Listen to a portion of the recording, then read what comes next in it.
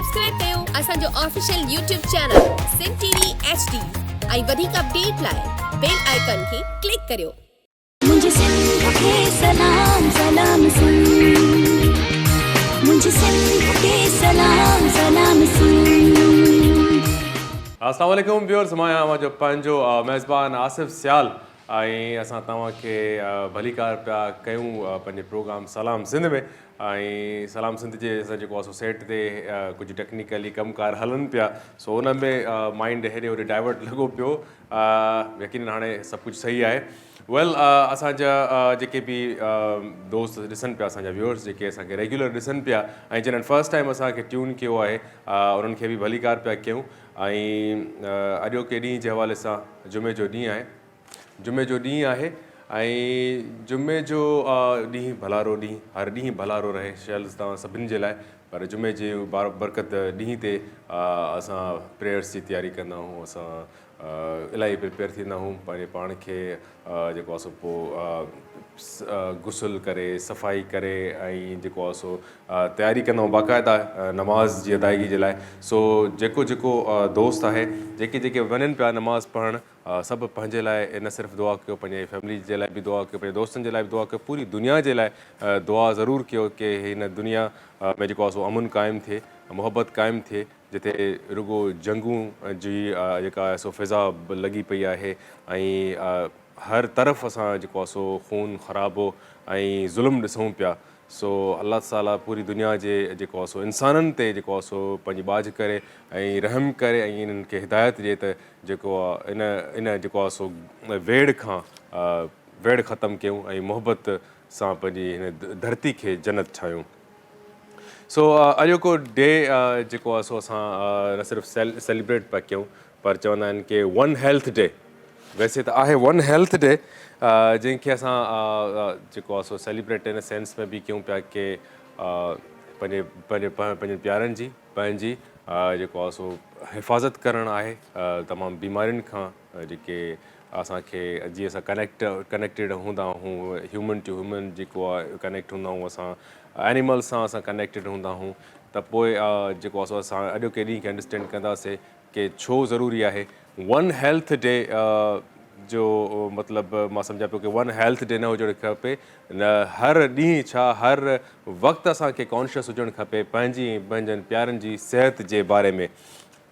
Because सिहत जी जेको आहे सो क़दुरु उहो ई कंदो जंहिंखे जेको आहे सो कुझु नेमतुनि खां महरूम आहे, जेको कंहिं बीमारी मां सफ़र कंदो हूंदो, कि बीमारी मां गुज़रंदो हूंदो ऐं उनखे इहो ख़बर हूंदी कि मां केतिरो जॾहिं ख़ुशि हूंदो आहियां, ख़ुशि मिज़ाजी में हूंदो आहियां, सिहतमंद हूंदो आहियां, त मां कहिड़े तरीक़े सां मुंहिंजो मिज़ाज खुलियल हूंदो आहे, मुंहिंजो मिज़ाज, मुंहिंजो दिमाग़ु, मुंहिंजो सॼो बॉडी जेको सिस्टम आहे कीअं कमु करे पियो। पर जेकॾहिं उन माण्हू जेकॾहिं उहो जॾहिं किरंदो आहे, बिल्कुलु बीमारी जे बिस्तर ते अची वेंदो आहे ऐं उनखे कहिड़ी बि क़िस्म जी, इवन तव्हां नंढड़े बुख़ार जी बि ॻाल्हि कयो, बुख़ार बि तव्हांखे एॾो पीड़ाए छॾे थो, तव्हांजे सॼे वजूद खे एॾो हिलाए छॾे थो, तव्हांखे ख़बर पए थी त सिहत छा आहे ऐं सिहत जी छो हिफ़ाज़त करणु खपे। कॾहिं कॾहिं असां इलाही जेको आहे सो बिल्कुलु विसारे विहंदा आहियूं कि असांखे पंहिंजी सिहत जे लाइ अॼुकल्ह जो जेको आहे सो हेल्थ जेके एक्सपर्ट्स आहिनि असांखे हर बार अवेयर कनि पिया। वर्ल्ड हेल्थ ऑर्गेनाइज़ेशन जेको आहे सो उनखे फॉलो कंदो कयो, जीअं मां चवंदो आहियां कि तव्हांखे सिहत जे बारे में तव्हांखे हर हिसाब सां तव्हांखे गाइडेंस मिले थी उते।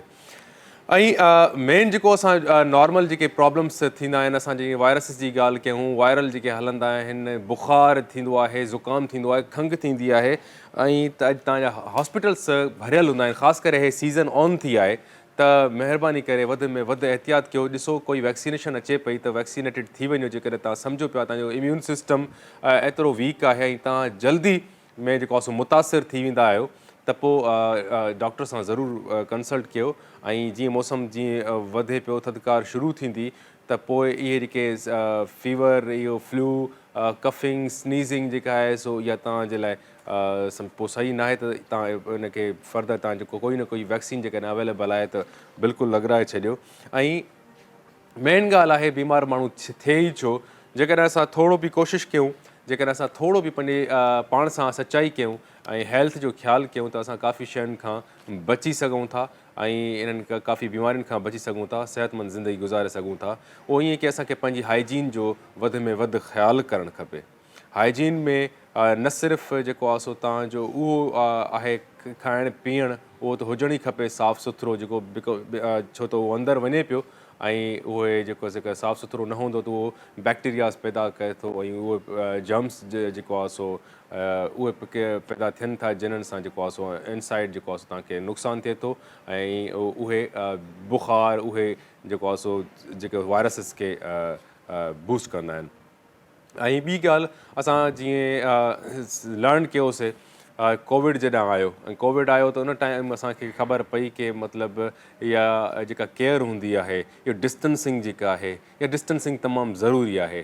तव्हांखे ख़बर नाहे की कोई तव्हां सां जेको आहे सो माण्हू ॿियो जेको मिले थो, तव्हां सां कम्युनिकेशन करे थो ऐं उन हिसाब सां जेको आहे उहो केतिरो उन सां इफेक्टेड थी थो वञे जल्दी, उहो किथां खां आयो आहे, किथे कंहिं शइ खे टच कयो अथई।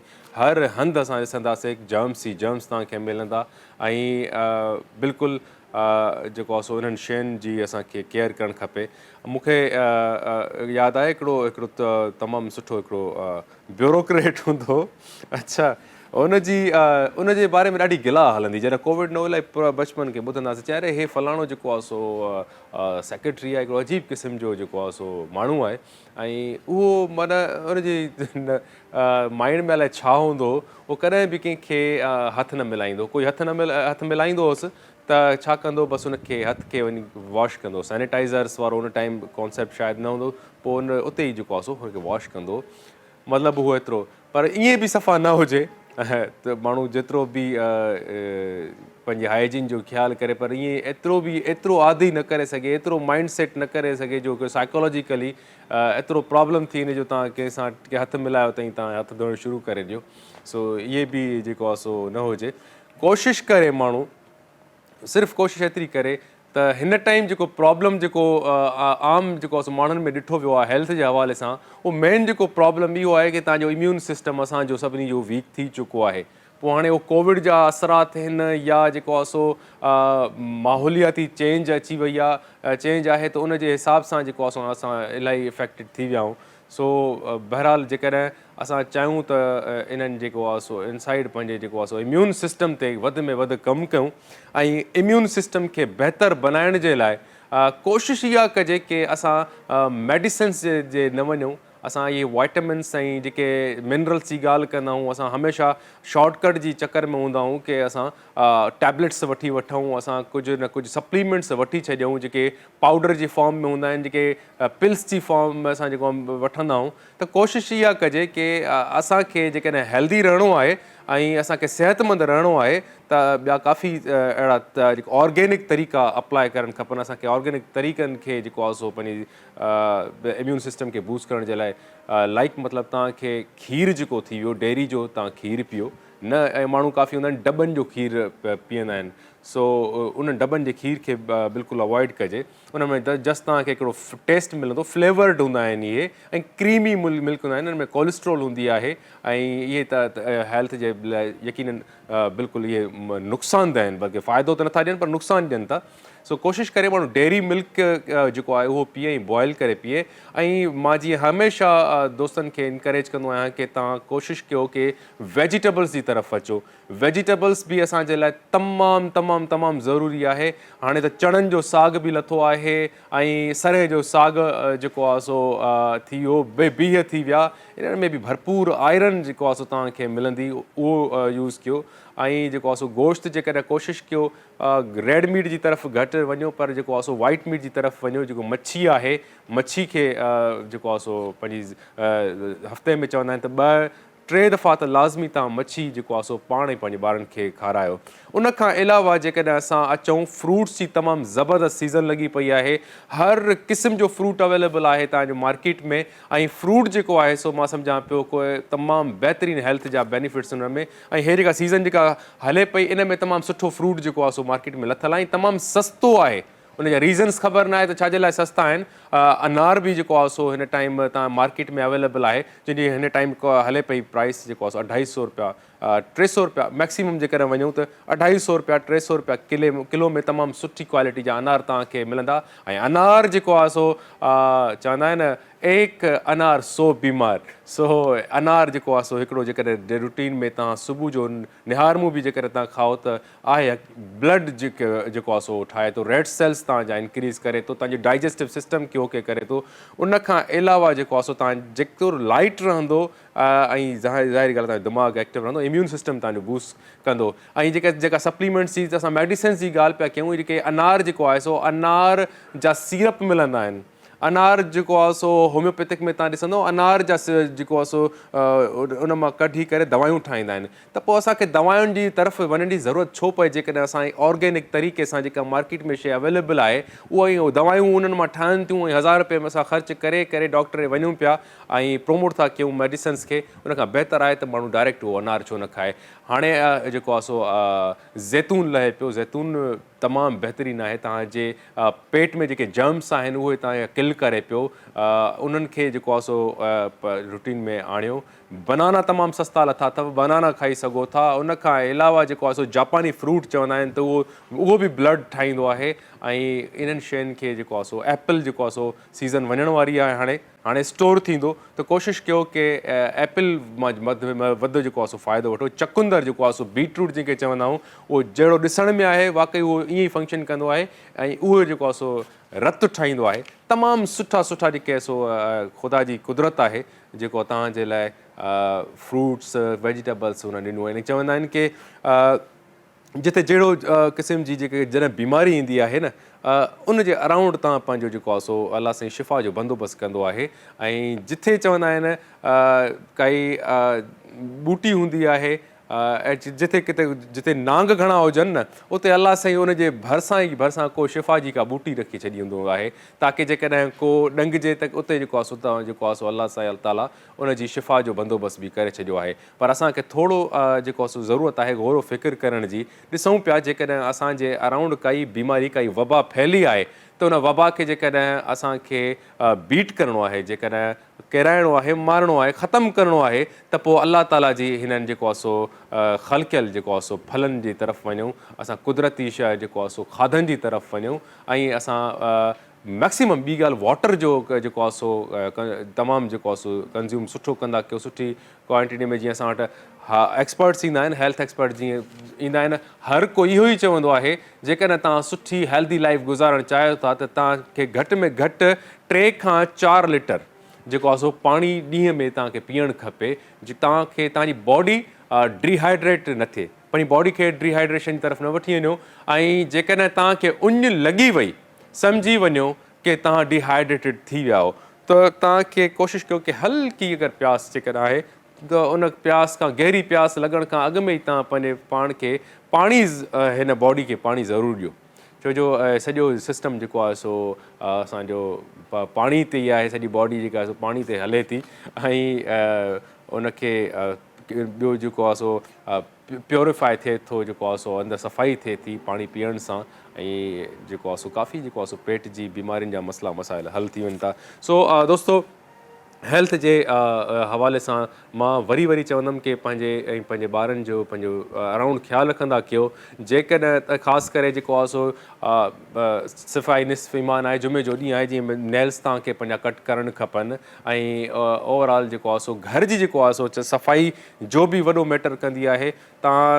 तव्हां जेको आहे सो नोटिस कयो हूंदो, जेकॾहिं तव्हांजे घर में किथे बि थोरो बि जेको आहे सो किथे कखु पनो पियो हूंदो त तव्हांखे उहा शइ तव्हांजी कैफ़ियतुनि में जेको आहे सो रूहानी कैफ़ियतुनि में बि जेको आहे सो ख़लल विझी छॾींदी आहे उहा शइ। त यकीननि जेको आहे सो पंहिंजे घरनि खे बि साफ़ु रखो ऐं सैनिटाइज़ कयो ऐं उनखे डिसइंफेक्ट करण जी कोशिशि कंदा कयो। डिसइंफेक्ट करण जे लाइ काफ़ी जेको आहे सो लिक्विड अचनि पिया ऐं उन्हनि खे जेको आहे सो उन तरीक़े सां फर्शनि खे थी वियो, इवन वॉल्स खे थी वियो, उन्हनि खे ख़तमु कयो। ऐं ॿी ॻाल्हि, असांजे जेको आहे सो जेको आहे हमेशह हिकिड़ो असां ट्रेंड फॉलोअर्स रहिया आहियूं। असां कोशिशि कंदा आहियूं की असांजे घरनि में कारपेट्स हुजनि। सो जेके कारपेट लवर आहिनि, मां उहे उन्हनि जे लाइ बि चवंदुमि की कराची ख़ासि करे एस्थमा, कफ ऐं जेको आहे सो एलर्जी जी लपेट में रहे थो, भले कहिड़ी बि सीज़न हुजे त उन में कारपेट वारो जेको ट्रेंड आहे उहो जेको आहे सो असांजे हिन सिस्टम जे लाइ असांजे हिन माहौल जे हिसाब सां ऐं बिल्कुलु फेवरेबल न आहे छो जो हिते आब हवा नम हिकिड़ी ज़रूरु आहे, ॿियो डस्टी आहे ऐं कारपेट जेको आहे सो कॾहिं बि उहा डस्ट जेका उहो बिल्कुलु पंहिंजे पाण जे अंदरि रखंदो आहे ऐं उहा डस्ट ई असां जेको आहे अस्थमा जो प्रॉब्लम थिए थो ऐं अस्थमा जो वधंदड़ प्रॉब्लम आहे।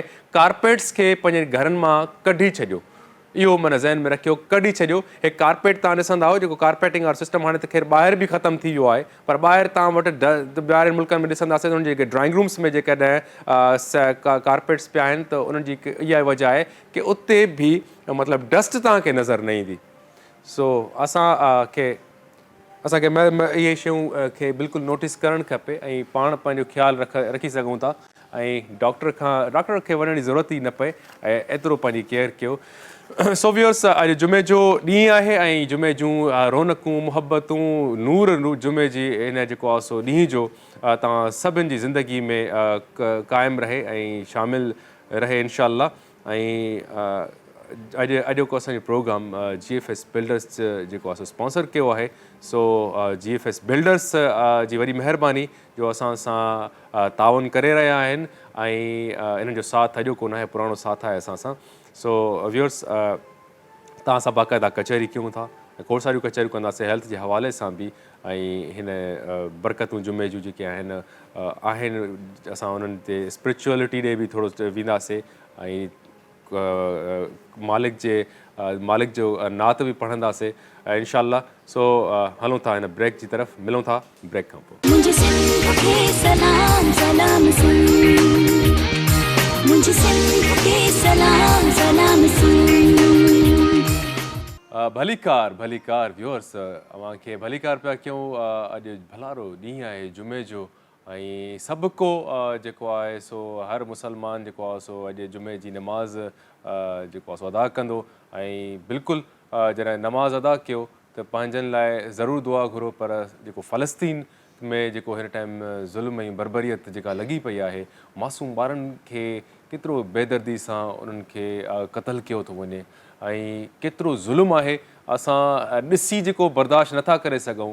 पर तव्हां अंदाज़ो लॻायो जेकॾहिं उतां उन्हनि जा जेके उनजी माउ थी वई, उन्हनि जा पीउ थी विया ऐं जेको आहे सो पंहिंजनि खां जुदा थियणु ऐं अहिड़े तरीक़े सां जुदा थियणु, खून में लथपथ हुजनि ऐं उन तक उहा अज़ियत छा थी सघे थी जेकॾहिं फिज़िकली माण्हू कंहिं विटनेस कयो हूंदो त मां सम्झां पियो या असांजे लाइ क़यामत खां घटि न आहिनि इहे मंज़र। ऐं अल्लाह ताला जेको आहे सो मज़लूमनि जी हिफ़ाज़त फ़रमाए ऐं हीअ धरती जेको आहे सो जाॾे वञे पई ऐं क़यामत ॿियो छा थी सघे थी जॾहिं माण्हू खे ख़बर ई न आहे त मूंखे छो मारियो पियो वञे ऐं मारण वारे खे ख़बर न आहे त मां हुनखे छो पियो मारियां। हिन में रुॻो आहे सो जंगियुनि में ख़ासि करे ॾिठो वञे त जंगियुनि में सिर्फ़ु उहे माण्हुनि जा पंहिंजा हिकिड़ा इरादा हूंदा आहिनि जेके उन जा जेके इंट्रस्ट हूंदा आहिनि पंहिंजा जेके अचीव करण जे लाइ क़ाबिज़ थियण जे लाइ कंदा आहिनि। पर यकीन कंदो जेको आम माण्हू आहे, जेको मासूम ॿारु आहे, उनखे न मज़हब जी ख़बर आहे, न उनखे ख़बर इहा बि ख़बर न हूंदी आहे त हे एरिया कंहिंजो आहे, हे मुंहिंजो आहे, हे न आहे त पर उहो बि मारियो वेंदो आहे। सो अलाह साईं खां इहा दुआ आहे त अलाह साईं हिन सॼी काइनात में जेको आहे सो अमन जी फ़िज़ा क़ाइमु करे ऐं असां जेको आहे सो सुठा इंसान थी रहूं ऐं इहे जेके जंगियूं, इहे झेड़ा इन्हनि खां परे रहूं। सो बहरहाल अॼु सिहत जो ॾींहुं आहे, वन हेल्थ डे आहे, उन हवाले सां जेको आहे सो कचहरी बि कंदासीं ऐं कुझु स्पिरिचुअलिटी ॾे बि वेंदासीं। त असां हलूं था पंहिंजे महिमाननि जी तरफ़। असां सां गॾु पहिरियां महिमान मौजूदु आहिनि जेके हुननि जो नालो मां ॿुधाईंदो हलां की नदीम जोनेज साहिबु। साईं तव्हांखे वेलकम पिया कयूं। तव्हां अल्टरनेटिव एनर्जी कंसल्टेंट आहियो ऐं उन ते असां वधीक खोड़ सारियूं शयूं आहिनि जेके हिन वक़्त जी ज़रूरत बि आहे, उन ते असां कचहरी कंदासीं। ऐं नेक्स्ट असांजो डॉक्टर फराह ख़ान तमामु बहितरीनु रेडियो पाकिस्तान जी RJ आहिनि, FM 93 जी जेको आहे सो RJ आहिनि ऐं उनखां अलावा प्रोफेशनल डॉक्टर बि आहिनि ऐं उनखां अलावा जेकॾहिं ॻाल्हि कयूं त सुठी हिननि जी आवाज़ जी मालिका बि आहिनि ऐं तमामु सुठो इन्हनि जो जेको आहे सो आवाज़ बि आहे, हॉबी बि आहे ऐं इन्हनि खे जेको आहे सो काफ़ी डिफरेंट चैनल्स ते इहे ॻाईंदियूं बि आहिनि ऐं सुठी सोशल एक्टिविस्ट बि आहिनि. सो आप वालेकुम सलाम. ऐं ॿियो असां सां गॾु आहे अलीगुल सांगी साहब. अलीगुल सांगी साहब भी वोकलिस्ट आहिनि. म्यूज़िक सां उन्हनि जो तालुक़ु आहे. तव्हांखे बि भलीकार पिया कयूं प्रोग्राम में. तव्हां खां बि ॿुधंदासीं अॼु घणो कुझु. रिहर्सल्स जॾहिं कयो पिया त उन टाइम त ॿुधूं पिया तव्हांखे. ऐं असां उस्ताद बादल त अॼु अवेलेबल न आहे. उस्ताद बादल जी जाइ संभाली आहे जेको आहे सो नाले मिठो मोहम्मद अली.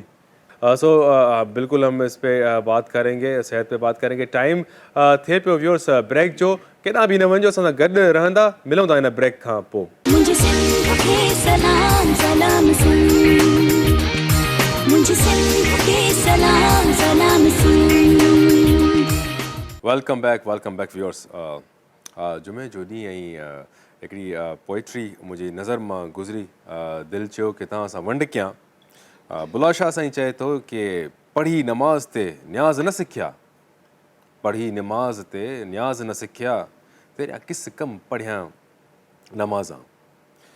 इल्म पढ़िया ते अमल न कीता, इल्म पढ़िया ते अमल न कीता, तेरा किस कम कीतियां वागां. न कर ॾिठा न कर वाला ॾिठा. पंजाबी आप स्पीकिंग है.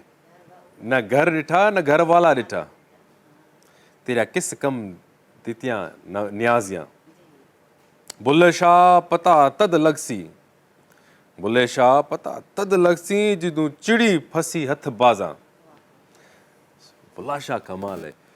सो ये वार्निंग है हमारे लिए कि हम जो है कभी कभी ऐसा होता है कि हम नमाज पढ़ने तो जाते हैं, नमाज अदा भी करके आते हैं, लेकिन एक सेटिस्फिकेशन सी नहीं मिलती कि सजदा भी किया और उस कायनात हस्ती को सजदा बंदा कर रहा है और सजदा भी करके आते हैं, लेकिन फिर वाप रिटर्न जब होते हैं तो कभी सेटिस्फिकेशन नहीं होती. कभी तो बंदा सिर्फ यूं सर झुकाए तो फिर वो रिटर्न आ जाता है. तो बंदा नमाज तो लाजमी है, पढ़नी है, अदा करनी है, लेकिन वाकई में फ़कीर जो फरमाते हैं कि सूफिया कराम जो कि नीयत जो है बिल्कुल वो बंदा अपनी साफ़ रखे. नमाज फ़र्ज़ है, अदा ज़रूर करे, और नमाज भी हमें वही चीज़ सिखाती है. बिल्कुल. और नमाज़ पढ़ने से पहले आप अपना ये सोच लें कि अब हम अपने अल्लाह के साथ हैं, रुजू कर रहे हैं, और सारी बातें सब जहन से निकाल दें. तो यकीन करें कि इतना सुकून मिलता है. और जो दुआ करें दिल से करें तो अल्लाह पाक ज़रूर कबूल करता है. बेशक बेशक बेशक. बहरहाल अल्लाह ताला सबके दिलों में ये जो स्टैंड कहते हैं, जिसे जंग कहते हैं, जिसे वो अल्लाह ताला दूर फरमाए जी, और तभी जाके हमें राह मिलेगी. सो अब हाणे अचूं पिया साईं कचहरी ते. पाण जेको आहे सो अचूं पिया सोलर एनर्जी ते न. पहिरियां त ॿुधायो कि पहिरियां जेको असां सोलर एनर्जी ते बाद में जंप था कयूं, पहिरियां असां माण्हुनि जो जेको आहे सो क्लियर कयूं त इहे जेके टैक्सिस जेके वटसट लॻी पिया के इलेक्ट्रिक वारनि जा, कहिड़ा कहिड़ा टैक्सिस, यूनिफॉर्म जा टैक्सिस बि ॾियणा आहिनि असांखे, फ्यूल एडजस्टमेंट वारा टैक्सिस, ॿिया कहिड़ा और कौन कौन टीवी का तो हम देते हैं.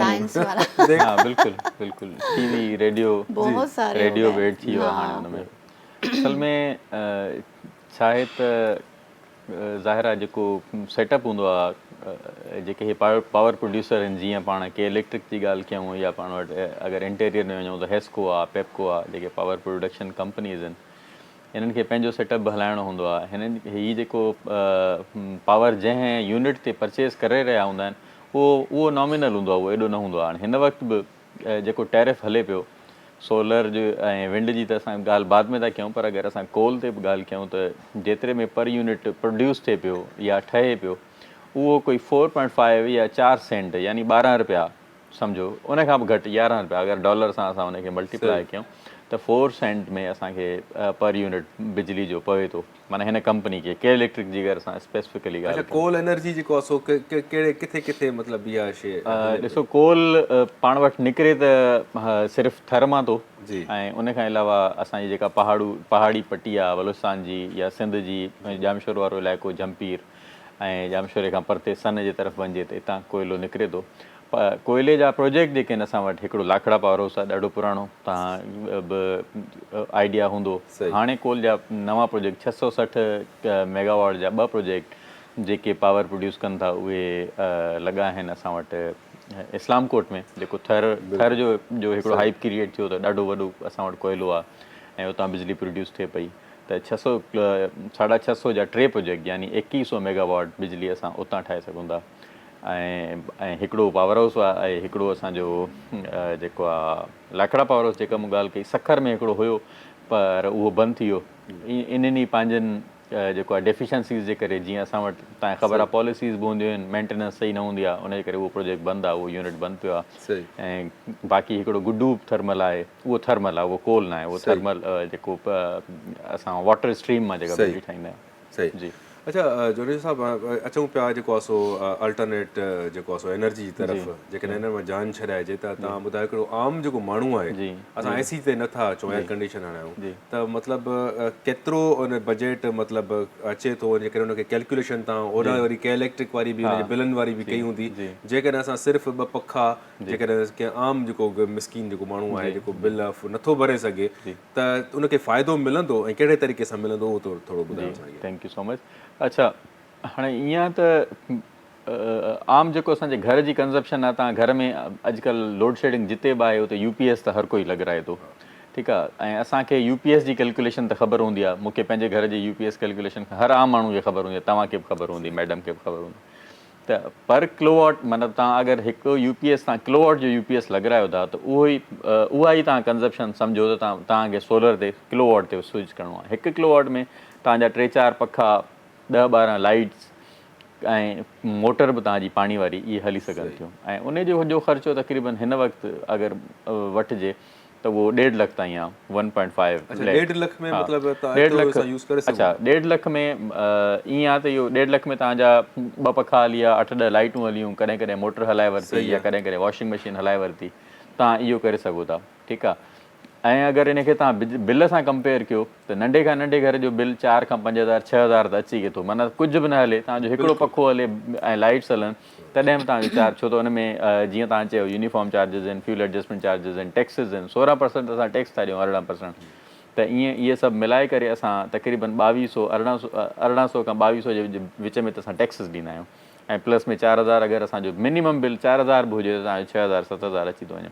6,000 खे तव्हां अगरि साल ते खणी वञो त तव्हांजो 90,000 थी वियो ख़र्चो। त तव्हां 1.5 साल में पर उनखां बि घटि अरसे में तव्हां ही पे ऑफ करे वेंदो। ऐं उनखां पोइ जेकॾहिं तव्हां सोलर ते स्विच करे चुका आहियो त तव्हां 1.5 साल खां पोइ तव्हांजो बिल न ईंदो। त इहा केॾी ज़बरदस्त ॻाल्हि आहे त तव्हां 1.5 साल खां पोइ तव्हांखे 6,000 महीनो न ॾियणा पवनि। हिकु वक़्तु तव्हां बैटरी जा एक्सपेंसिस तव्हां बैटरी बि त तव्हांजी जेको आहे सो 10 महीना 12 महीना हिकिड़ी हले पई, हुन बैटरी जी बि कॉस्ट असां काउंट कयूं त 40,000 थी वई आहे बैटरी हिकिड़ी। बिल्कुलु बैटरी थी वई आहे, पर उहा तव्हां जेको चओ था 10 खां 12 महीना उहो जिते उनजी मेंटेनेंस सही नथी चेक कई वञे, उनजो वाटर लेवल सही चेक नथा कया वञनि, उनखे सही जेको आहे चार्ज प्रॉपर नथो 14 महीना करे 2 महीना वधाए छॾियो खणी 14 महीना मतिलबु उनजो टाइम पीरियड मतिलबु जेको उहो डेफिसिट थींदो रहंदो, उहो थींदो रहंदो। हा उहा परफॉर्मेंस जीअं जीअं बैटरी तव्हांजी परफॉर्म कंदी थींदी। मां जेको तव्हांखे मशवरो ॾियां थो त तव्हां बैटरीज़ ते अगरि न बि वञिजे त तव्हांखे ॾींहं सभ खां वधीक तव्हांखे गर्मी में लाइट जी ज़रूरत पए थी, या सभ खां वधीक जेको तव्हांजी पखनि जी घर में ज़रूरत पए थी उहा ॾींहं डे लाइट में आहे न। डे लाइट त तव्हांखे सोलर फ्री में मिले थो, तव्हां बैटरीज़ ते न वञो। राति वारो टाइम, राति जा जेको फ़र्ज़ु कयो तव्हांखे सिजु मिले थो पियो, सियारे में बि तव्हांखे 6:30 बजे ताईं सिजु मिले थो, ऊन्हारे में त इहो 7:30-8 बजे ताईं तव्हांखे सिजु मिले थो। त 8 खां वठी सुबुह जो 6 बजे ताईं वारो जेको स्पैन ऑफ टाइम आहे, इन में तव्हां के इलेक्ट्रिक ते हुजो ऐं तव्हां बैटरी ते वञो ई न, तव्हां बाक़ी जेको तव्हांजो 12-14 कलाक आहिनि उहो तव्हां सोलर ते हलायो। तव्हां जेकॾहिं 12-14 कलाक जो बिल तव्हांजो न अचे ऐं तव्हां के इलेक्ट्रिक खां स्विच ऑफ हुजो त इहो बि त ब्लेसिंग आहे, तव्हां बैटरीअ तरफ़ वञो ई न। अच्छा पोइ हुनजे लाइ जेको फैन जेको आहे सो AC/DC जा करणा पवंदा आहिनि अलॻि सां। हा उहो छा आहे त 2 शयूं, हाणे त उहे फैन अची विया आहिनि। जेके माण्हू न्यूली कंस्ट्रक्टेड घर ठाहिनि था पिया ऐं घर जी इलेक्ट्रिसिटी कराइनि था पिया, वायरिंग कराइनि था पिया, उन्हनि जे लाइ त इहो सुठो मौक़ो हूंदो आहे त हू उन वक़्तु ई जेका इनिशियल जेका इंस्टॉलेशन्स कनि उहो ई DC वारा फैन्स जी कनि, ताकी हुननि खे अॻिते हली ख़र्चु न करिणो पए। ऐं जिते पुराणा कन्वेंशनल असां वटि लॻियल, हाणे तव्हां सोचो त हिकिड़ो पखो असां वटि 110 वॉट जो लॻियल आहे ऐं उते उन जी जॻह ते अगरि असां वटि 24 वॉट जो पखो अची थो वञे त तव्हांजो बिल में केतिरो फ़र्क़ु ईंदो। तव्हां 24 वारा 6 पखा हलाए सघो था ऐं होॾां तव्हांजो हिकिड़ो पखो हलंदो हूंदो, त तव्हां इहा कैलकुलेशन ज़हन में रखी हिकिड़ी सीज़न में हिकिड़ो फ़ैन चेंज कयो, 2 फ़ैन चेंज कयो, ॿी सीज़न में तव्हां 2 फ़ैन चेंज कयो, ईअं स्लोली ग्रेजुअली ज़ाहिर आहे हिकिड़े आम मुतवसत घर जे लाइ 1.5 लख 2 लख रुपया एट अ टाइम कढणु मसइलो आहे। पर तव्हां अगरि इहा शइ ज़हन में रखो त अॻिला 1.5 साल खां पोइ मूं वटि बिजली जो बिल ई न ईंदो, घर मूं वटि पंहिंजो आहे, बिजली जो बिल बि मुंहिंजो माफ़ु थी वेंदो, सम्झो ज़ीरो थी वेंदो, त आसानी आहे न। अच्छा जेको ACDC जेको फैन आहे त सॼो ॾींहुं में जेका बिजली जेका सो कंज़्यूम कयो पिया उहा तव्हांजी बिजली जेका आहे सो जेको फैन जेको वठे थो त उनजे लाइ जेको आहे सो जेका राति में हिकु त सोलर ते हले थो सॼो ॾींहुं फैन, ठीकु आहे, राति जो असां जेकॾहिं उन वरी कंहिं इलेक्ट्रिक ते टर्न था कयूं, छा इन्वर्टर वग़ैरह या कोई डिवाइस लॻल हूंदी आहे या ऑटो थी वेंदो आहे? जेको ACDC फैन सजे थो न उनजे अंदरि ऑटो इन्वर्टर मौजूदु आहे, इहो एडॉप्टर हुन में मौजूदु आहे। जेके पुराणा पख लॻल आहिनि उते तव्हांखे सिर्फ़ु इन्वर्टर लॻाइणो पवंदो आहे जेको तव्हांजी AC वारी बिजली खे DC में कन्वर्ट करे, या जेकॾहिं तव्हां DC मां वठो था, जेकॾहिं तव्हांजो सोर्स DC आहे, जेका अल्टरनेटिव एनर्जी आहे, जेका बिजली हूअं नेचुरल फेनोमेनन आहे, इहा आम माण्हुनि खे ख़बर न हूंदी, त असां इलेक्ट्रिसिटी जेका प्रोड्यूस थींदी आहे इहा AC में ई थींदी आहे। इवन जेका हीअ असां इलेक्ट्रिक खां वठूं था, इहा जिते ठहे थी बिजली इहा AC में ई हूंदी आहे। इन खे पोइ ट्रांसमिशन जे लाइ इन खे AC ते कन्वर्ट कयो वेंदो आहे, उते वॾा कन्वर्टर्स लॻल हूंदा आहिनि जिन खे असां ट्रांसफार्मर्स चवंदा आहियूं, उन्हनि जो कमु इहो ई हूंदो आहे। ऐं इहे वरी हाणे ट्रांसफार्मर्स नंढी शक्ल में असांजे पखनि में, असांजे UPS जे अंदरि, असांजे मेन स्विच जे अंदर बची विया आहिनि।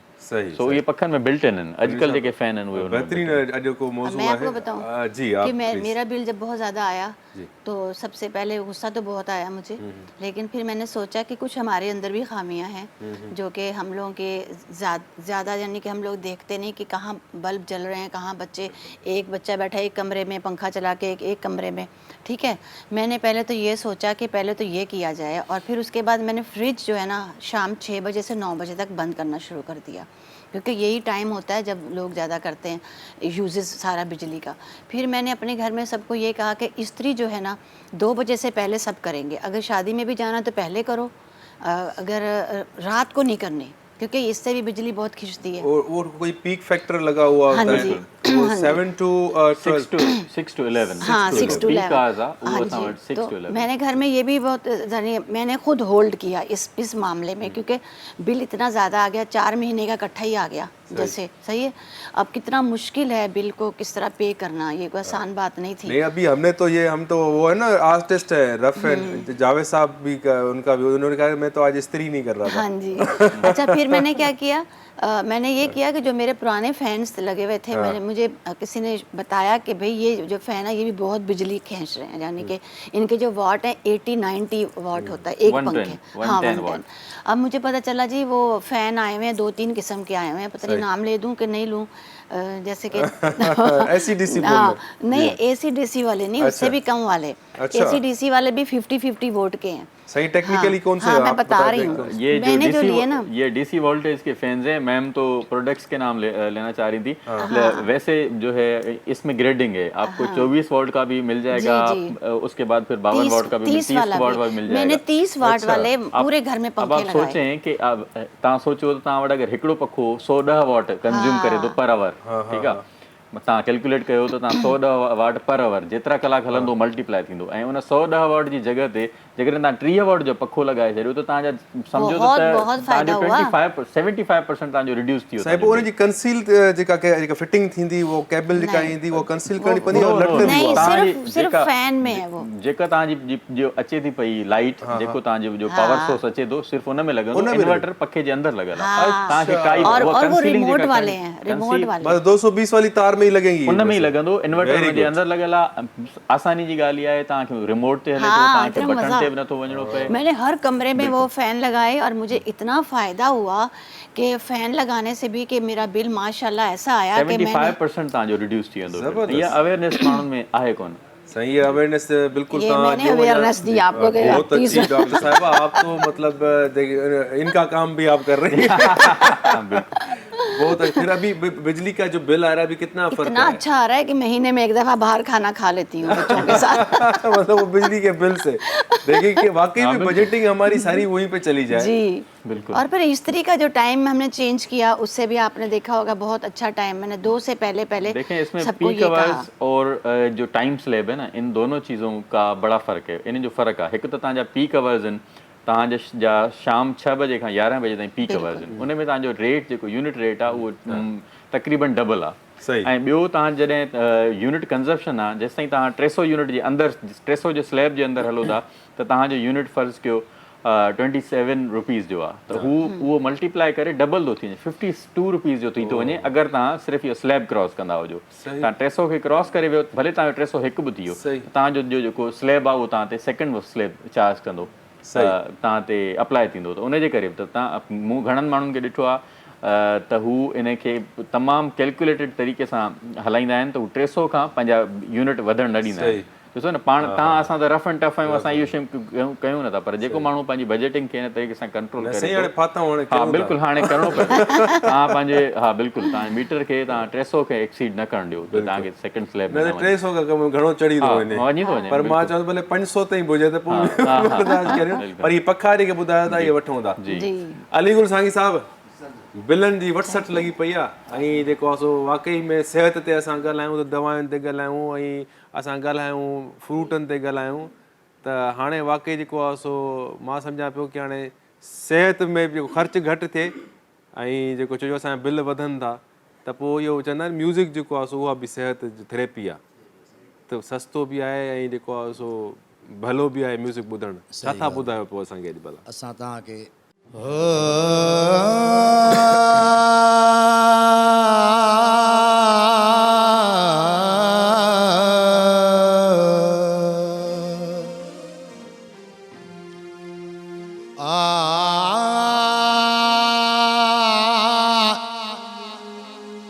ज़रब पिरे मदी जद लगी तद भूल गया बात आया मदिया सैया सारिया कत दिया मैनू तांगा यार मुदाम दिया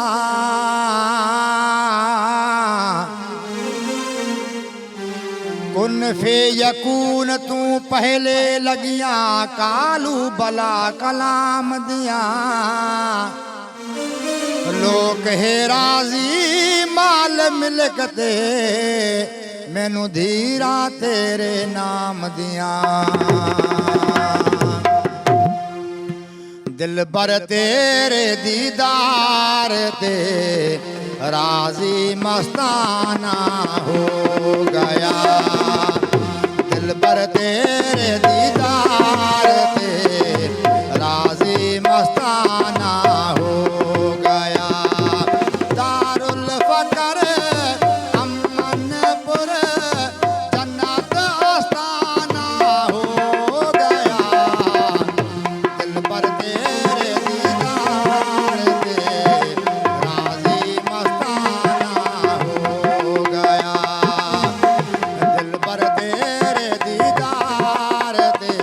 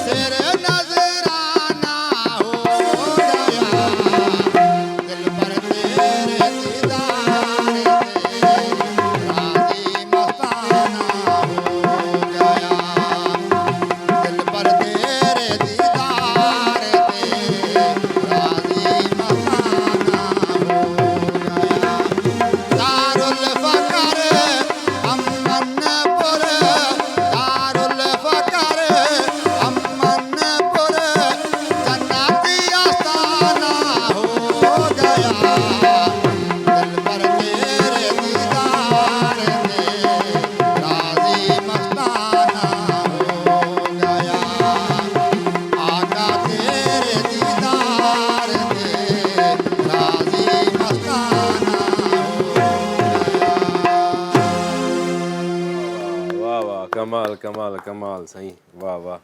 बसि हाणे अहिड़ा कलाम ॿुधाईंदो त पोइ असांखे बिलनि जी परवाह ई न आहे। वाह मज़ेदार।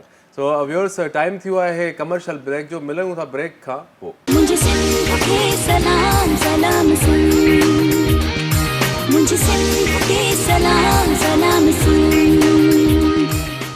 Welcome back viewers. पंहिंजी कचहरी असां ऑफ द कैमरा बि कंदा आहियूं, ऐं जेको उस्ताद अली गुल सांगी सां कचहरी थी त साईं राज़ी फ़क़ीर जी ॻाल्हि ॿुधाई। राज़ी फ़क़ीर जी असां अॻु में बि कचहरी करे चुका आहियूं, पर राज़ी फ़क़ीर असांजो त सिंध जो तमामु वॾो हिकिड़ो बुज़ुर्ग रहियो आहे, ऐं उहो माइग्रेट करे विया लाहौर, है न साईं। ऐं उते उन्हनि जी बाक़ाइदा ख़ानका आहे, उते दरगाह आहे, उते जेको लंगर न्याज़ हलंदो आहे, उते तरबियत थींदी आहे। ऐं राज़ी जो जेको आहे फ़क़ीर जा वॾा कलाम आहिनि, जीअं हिकिड़ो उस्ताद वज़ीर अली शाह बि ॻायो आहे, यार तेरे इश्क में वफ़ा भी है जफ़ा भी है, जीना भी है मरना भी है, नुक़सान है नफ़ा भी है। वाह वाह, कमाल जी मतिलबु उन्हनि जी शाइरी ऐं खोड़ सारा कलाम राज़ी फ़क़ीर जा आहिनि। असां राज़ी जूं रमज़ूं बि जेको आहे सो हिकिड़ो किताबु मूं वटि हुयो, जेको मां तव्हां सां वंड करे चुको आहियां। सो राज़ी फ़क़ीर जी छा ई ॻाल्हि आहे। ऐं जेकॾहिं असां अमन जी ॻाल्हि कयूं, जेकी जी बुला शाह जीअं असांखे हाणे अॻिली शाइरी असां पढ़ीसीं, हुन में ॿुधाईं की बाबा तव्हां इल्मु भले केतिरो बि पिरायो, तव्हां नमाज़ूं पढ़ो, पर जेकॾहिं तव्हांजी नियत साफ़ न आहे त माना पोइ उहा नमाज़ तव्हांजी कंहिं कम जी न आहे। पर माण्हू कोशिशि कंदो रहे की जेकॾहिं नमाज़ माण्हू पढ़े थो, नमाज़ असांखे सही रस्तो ॾेखारींदी आहे, इस्लाह कंदी आहे असांजी। त जेकॾहिं असांजी इस्लाह न थिए, असांजी नियतुनि जी सफ़ाई न थिए, असांजे अमल में काई जेको आहे सो चेंज न अचे, त सम्झी वञिजे त असां में खोट आहे, असांजी नमाज़ुनि में खोट आहे, असांजी इबादतुनि में खोट आहे, त उन्हनि खे बहितर कयूं। यकीननि जेकॾहिं असांजा अमल बहितर थी वेंदा त सम्झो त असां सही नमाज़ पढ़ूं पिया। सो बिल्कुलु इहे ॻाल्हियूं आहिनि, ऐं इन्हनि शयुनि खे असां सेल्फ जीअं चवंदा आहिनि रियलाइज़ेशन हुजे, ऐं हक़ीक़त पसंदि हुजणु खपे, ऐं पंहिंजी अकाउंटेबिलिटी माण्हू जेकॾहिं शुरू करे, जेकॾहिं मां नमाज़ पढ़ां थो, नमाज़ हिकिड़ी दवा आहे, हिकिड़ी खुराक आहे, त जेकॾहिं उहा तव्हां छाजे लाइ था कयो, उहा रूहानी बीमारियुनि खे ख़तमु करे थी, पर जेकॾहिं उहे रूहानी बीमारियूं ख़तमु नथियूं थियनि, दैट मीन्स के उहा तव्हां दवा सही वठो कोन था, ऐं जेको वठो था त माना तव्हांखे तरीक़ो सही कोन थो अचे। बिल्कुलु ईअं ई आहे की माना जेकॾहिं तव्हांखे बुराइनि खां बचिणो आहे, नमाज़ बुराइनि खां बचाए थी, पर जेकॾहिं बुराइनि खां कोन था बचो त तव्हां जेको आहे सो उहा नमाज़ सही कोन था पढ़ो। दुरुस्त कयो पंहिंजो क़िबलो। मूं समय ते मां पंहिंजे लाइ बि चवां थो, मां को मतिलबु हिते को मोटिवेशनल स्पीकर न आहियां, इहा पंहिंजे लाइ बि मां ॻाल्हि थो कयां, ऐं असांखे ईअं करणु खपे। साईं ॻाल्हि था कयूं असां जेको आहे सो अल्टरनेटिव एनर्जी जी, ठीकु आहे साईं। हिकु त आहे सोलर सिस्टम जेको हले पियो, ठीकु आहे, ऐं ॿियो हिकिड़ो विंड वारी जेका आहे, असां इलाही सालनि खां ॿुधंदा पिया अचूं, पर इहे चरखियूं जेके आहिनि, हाणे नूरियाबाद में जेके यको लॻल आहिनि, इहे गाड़ियूं लाइटूं सभु को ॾिसे, विंड आहे इहो प्रोजेक्ट छा आहे, ऐं आम जेकॾहिं असां घरनि में जेकॾहिं विंड जो यूज़ कयूं त कहिड़ियुनि एरिया में इहो जेको आहे सो इहो मुफ़ीद आहे, ऐं किथे मतिलबु यूज़ थी सघे थो? जी, तव्हां नूरियाबाद खां घणनि दोस्तनि जो असांजो गुज़र थींदो हूंदो, व्यूअर्स जो बि थींदो हूंदो, त उन सभिनि ॾिठा हूंदा। इहे जेके पखा लॻल आहिनि, जेको विंड टर्बाइन्स सॾिबियूं आहिनि, टेक्निकल नालो आहे हिन जो विंड टर्बाइन जनरेटर, WTG। इहो हिकिड़ो पखो जेको आहे, इहो 2 मेगावाट बिजली ठाहींदो आहे। 2 मेगावाट जो मतिलबु आहे 2000 किलोवाट। 2000 किलोवाट जो मतिलबु आहे असांजो हिकिड़ो नंढिड़ो ॻोठु, या माना जेको 1000 घर वारो, 2000 घर वारो ॻोठु हली सघे थो। 2000 घर हली सघंदा, जंहिंजी कैपेसिटी। ऐं इहे हिते जेके प्रोजेक्ट लॻल आहिनि, इहो हर प्रोजेक्ट ते 50 मेगावाट बिजली ठहे थी, ऐं हींअर तक़रीबन 13 प्रोजेक्ट बिजली ठाहिनि पिया, ऐं नेशनल ग्रिड में एड कनि पिया हवा जे ज़रिए, विंड एनर्जी जे ज़रिए। इहा बि असां वटि बिजली जेका आहे सो मिले थी, या नेशनल ग्रिड में एड थिए पई, बिल्कुलु थिए पई। सभु शयूं हूंदे बि पोइ बिल छो था अचनि साईं? सभु शयूं हा, बिल्कुलु। असल में छा आहे त असांजी जेका टोटल कंज़प्शन आहे, टोटल जेका असांजी रिक्वायरमेंट आहे पाकिस्तान जी, उहा आहे 27,000 मेगावाट, ऐं जेका असां बिजली ठाहियूं था पिया, उहा हींअर ठहे थी पई 21 या 22,000। असां वटि 7 खां 8,000, कॾहिं कॾहिं 11,000 बि ऑन सीज़न में, पीक सीज़न में 11,000 मेगावाट जी बिजली जी खोट हूंदी आहे। जॾहिं बिजली जी खोट हूंदी आहे त पोइ असां वटि लोड शेडिंग थींदी आहे। लोड शेडिंग ईअं थींदी आहे त जिन इलाइक़नि मां रेवेन्यू घटि जनरेट थिए थो, फॉर एग्ज़ाम्पल मिसाल तौरु अगरि असांखे हैदराबाद में एतिरियूं इंडस्ट्रीज़ न आहिनि, त उतां ज़ाहिर आहे असांखे उहे कमर्शियल टैक्सिस नथा मिलनि, कमर्शियल यूनिट उते सेल नथा कयूं, सिर्फ़ु आबादी आहे। त असांखे फैसलाबाद मां अगरि कमर्शियल टैक्सिस वारा बिल मिलनि था, त हैदराबाद जे हिसे जी बिजली बि असां नेशनल ट्रांसमिशन वारनि जी महिरबानी सां फैसलाबाद ट्रांसफर थी वेंदी आहे। त पोइ असांजा जेके उहे इलाइक़ा जेके ॿाहिराड़ीअ में पुठिते पल जिते इंडस्ट्रीज़ न आहिनि, जितां रेवेन्यूज़ नथो जनरेट थिए, उते लोड शेडिंग थींदी आहे। ऐं जिते इंडस्ट्री आहे, कराची थी वियो या लाहौर जा कुझु इलाइक़ा, पंजाब जा कुझु इलाइक़ा थी विया जेके इंडस्ट्रियल हब्स आहिनि, इहा बिजली होॾे डाइवर्ट थींदी आहे। छो त उते जो माण्हू बिल पे करे थो उहो टैक्स पेयर आहे, ऐं उहो उते जेको यूनिट सेल थिए थो उहो कमर्शियल यूनिट आहे, उहो डोमेस्टिक यूनिट कोन्हे। इहो थी वियो बिलनि ते ॻाल्हि थी वई। अगरि असां तव्हांजो जेको सवाल जो ॿियो हिसो हुयो विंड एनर्जी, ख़ुशकिस्मती आहे इहा सिंध जी त असां वटि विंड कॉरिडोर अला साईं इहो सिर्फ़ु असांखे ॾिनो आहे, ॿियो गवादर खे ॾिनो आहे। जिते समुंड हूंदो आहे, इहा हिकिड़ी साइंस आहे त जिते समुंड हूंदो हवा उते वधीक हूंदी। इहो हिकिड़ो ग्रेविटेशनल फोर्स आहे, जिते समुंड हूंदो उते। ऐं इहो असांजो जेको इहा पटी शुरू थिए थी कराची खां ऐं इहा सन ताईं, मांझंदि ताईं, सन ताईं इहो हिकिड़ो नैरो पटी आहे। ऐं मुंहिंजी ख़ुशकिस्मती आहे त मां इन विंड असेसमेंट जॾहिं पाकिस्तान में थिए पई 2018 में, यूनाइटेड नेशन हिकिड़ो इदारो आहे, तव्हांखे ख़बर हूंदी, उन्हनि हिकिड़ो प्रोजेक्ट ठाहियो त पाकिस्तान में विंड ते केतिरी एनर्जी प्रोड्यूस थी सघे थी। हुननि असेसमेंट कई, हुननि मुख़्तलिफ़ इक्विपमेंट लॻाया हर जॻहुनि ते, साइट्स ते, कोई 14 साइटुनि ते, ऐं उतां हिननि डेटा कलेक्ट कयो। एवरी सेकेंड जो, हर सेकेंड जो विंड जो डेटा कलेक्ट कयो, कोई 5 सालनि ताईं, ताकी इहो डिटरमिन थी सघे या तय थी सघे त हिन कॉरिडोर मां विंड मां असां घणी बिजली ठाहे सघूं था। तव्हांखे हैरत थींदी, पाकिस्तान जी जिते असां ॻाल्हायूं था पिया, अॼु जी तारीख़ में बि जेका टोटल असांजी रिक्वायरमेंट आहे, जेका ज़रूरत आहे, उहा 27,000 मेगावाट आहे। ऐं सिर्फ़ु विंड मां, ॿिया सोर्स छॾे ॾियो, कोल छॾे ॾियो, थर्मल छॾे ॾियो, सभु पाण सिर्फ़ु विंड मां 50,000 मेगावाट बिजली ठाहे सघूं था। माना अॼु जी असांजी ज़रूरत जो डबल असां सिर्फ़ु विंड मां ठाहे सघूं था। एतिरो पोटेंशियल असांजे सिर्फ़ु हिन कॉरिडोर में आहे। हाणे अचूं था डोमेस्टिक विंड ते। डोमेस्टिक असां घरनि ते विंड टर्बाइन नंढियूं नंढियूं लॻाए सघूं था, 1 किलोवाट, 2 किलोवाट, 5 किलोवाट। तव्हां ॾिठियूं बि हूंदियूं, कुझु जॻहियुनि ते लॻल हूंदियूं आहिनि, जामशोरे में अक्सर तव्हां ॾिठियूं हूंदियूं, हैदराबाद में, डिफेंस जे कुझु इलाइक़नि में लॻल आहिनि। इहा उते लॻी सघे थी जिते उनजे साम्हूं रफनेस न हुजे, मतिलबु जिते तव्हांजो घरु ग्राउंड ते हुजे या मथे हुजे, ऐं आसपास उनखे हवा खे रोकण जे, विंड फ्लो खे रोकण जे लाइ ॿी रफनेस न हुजे, ॿियूं बिल्डिंग्स न हुजनि, ॿिया अहिड़ा जंगल न हुजनि, पहाड़ न हुजनि उन डायरेक्शन में। उनजी बि हिकिड़ी सर्टन, बिल्कुलु उहा बि उनजी सर्टन हिकिड़ी डायरेक्शन आहे त असां वटि ऊन्हारे में हिकिड़ी डिफरेंट डायरेक्शन खां हवा हलंदी आहे 8 महीना, ऐं 4 महीना असां वटि हिकिड़ी ॿी डायरेक्शन खां हवा हलंदी आहे। त उन्हनि ॿिन्ही डायरेक्शन्स में असां वटि का रुकावट न हुजे त उते असां लॻाए सघूं था। जामशोरो बेस्ट आहे। असांजो जेको लाड़ सॼो आहे, सॼे लाड़ में असां ज़बरदस्त विंड घरनि ते लॻाए सघूं था। उन में जामशोरो अची वियो, हैदराबाद अची वियो, मीरपुर ख़ासि अची वियो, ऐं बदीन वारो इलाइक़ो अची वियो, सिजावल अची वियो। इन्हनि सभिनि इलाइक़नि में डोमेस्टिक टर्बाइन्स असां लॻाए सघूं था। घर न सिर्फ़ु घरु, पर असांजो जेके प्राइवेट इंडस्ट्री आहे, अटे जी चकी थी वई, पेट्रोल पंप थी विया, इन्हनि सभिनि जॻहियुनि ते कमु करे। तव्हांजी कैलकुलेशन मतिलबु सॼी थियल हूंदी, बिल्कुलु थियल। तव्हां इहो सोचो कि जेकॾहिं हर इंडिविजुअल खे गवर्नमेंट सब्सिडी ॾिए, ऐं इन ते जेको मेन असांजो मसइलो आहे ई मतिलबु बिजली जो, बिल्कुलु, त तव्हां छा था सम्झो कि मतिलबु गवर्नमेंट कंदी त गवर्नमेंट जो फ़ाइदो बि थींदो न? ज़ाहिर तव्हांखे अञा मां नई ॻाल्हि ॿुधाईंदो हलां त नेट मीटरिंग हिकिड़ो प्रोविज़न आयो आहे, जेको पंजाब में त पोएं गवर्नमेंट खां हले थो, हिते बि हींअर अची वियो आहे। 18वीं तरमीम खां पोइ ट्रांसमिशन कंपनियूं जेके आहिनि उहे हर सूबे जूं अलॻि थी वियूं आहिनि। हाणे सिंध खे इहो इख़्तियार आहे त हू पंहिंजी बिजली पाण ठाहे, सिंध गवर्नमेंट खे, सिंध सूबे जी गवर्नमेंट खे इहो इख़्तियार आहे त हू पंहिंजी बिजली पाण ठाहे, पंहिंजनि माण्हुनि ताईं विरहाए। उन में हिकिड़ी प्रोविज़न इहा बि आहे त फ़र्ज़ु कयो मुंहिंजो घरु आहे या तव्हांजो घरु आहे, जेकॾहिं उहो ग्राउंड ते आहे, ऐं मुंहिंजे घर जी जेका रिक्वायरमेंट आहे 5 किलोवाट आहे, ऐं मां सोलर या विंड उते 10 किलोवाट जो लॻाए छॾियो, त बक़ाया 5 किलोवाट तव्हां खां गवर्नमेंट परचेज़ बि कंदी, त तव्हांजो इहो एज़ अ बिज़नेस बि हली सघे थो। माना तव्हां घर ते मुंहिंजी रिक्वायरमेंट अगरि 5 किलोवाट आहे, ऐं मूं 10 किलोवाट सोलर लॻाए छॾियो, इन्वेस्टमेंट करे छॾी, ॿियनि जॻहियुनि ते बि असां कंदा आहियूं, इन्वेस्टमेंट कंदा आहियूं, को बिज़नेस कंदा आहियूं, 5 किलोवाट हिते लॻाए छॾियो त असांखे गवर्नमेंट इहा इंडिविजुअल खां बिजली इहा परचेज़ करे सघे थी। अच्छा, जीअं असां सोलर जी जेको फिज़िबिलिटी ठाहियूं था, जीअं तव्हां ॿुधायो त एतिरो माना 1.5 लख ताईं थियो, त सोलर खां भला विंड वारो जेको सेटअप आहे उहो सस्तो आहे? न, इहे ॿई सेम आहिनि। विंड जो सेटबैक इहो आहे त तव्हांखे साल में विंड सिर्फ़ु 8 महीना हूंदी आहे। असांजे रीजन में नवंबर में विंड बंदि थी वेंदी आहे, नवंबर, दिसंबर, जनवरी, फेबरवरी विंड न हूंदी आहे। तव्हां बि ॾिठो हूंदो, असांजो बि इहो ई आज़मायल आहे, ऐं असांजी त असेसमेंट थियल आहे पोयनि 15 सालनि जी, त 8 महीना असां वटि विंड हूंदी आहे, ऐं 4 महीना न हूंदी आहे। विंड जो फ़ाइदो इहो आहे तव्हां वटि 24 कलाक हूंदी।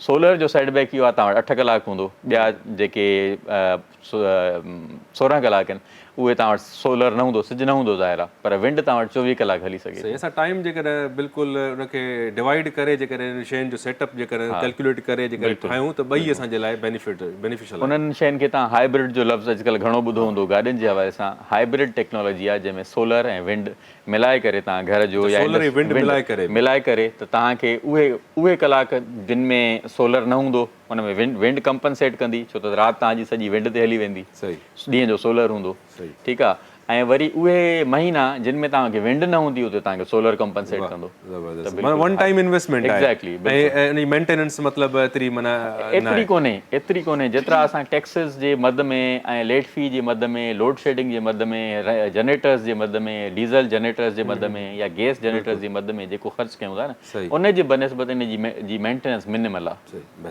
बेहतरीन। डॉक्टर साहब तहाँ आपकी तरफ हम आ रहे हैं।